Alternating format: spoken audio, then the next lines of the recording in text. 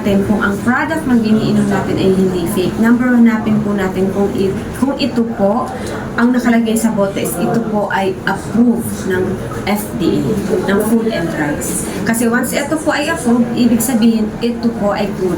Hindi po makakasama. Kasi hindi po ito i-approve kung ito po ay hindi maayos ang pagkaka-formulate, kung ito po ay hindi pumasa sa standard ng FDA. Meron po akong product na kung saan ito po ay glutathione with S-acetylcysteine, kung saan ang pangalan niya ay Genki. Ang naging inspirasyon ko po para ito ay magkaroon ng sariling produkto kung saan ito po ay FDA approved.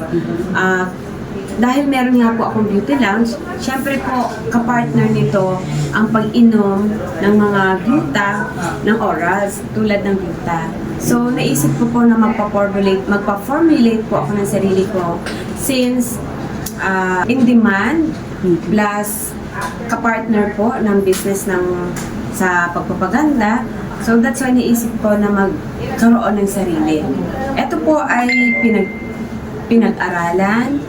Meron po siyang pag-aaral kung saan ang kanyang content ay hindi lang po gluta, kundi meron din po siyang oral sunblock and vitamin C, which is good for the health. After po namin ito mag-grant sa amin ang approval ng mga papers like FDA, so ito po ay out na sa market like TikTok and Shopee. Ang price po nito is 890 pesos, kung saan meron po siyang 60 capsules na tinitake po ito twice a day, kung saan para mas ma-achieve po natin yung results na gusto natin.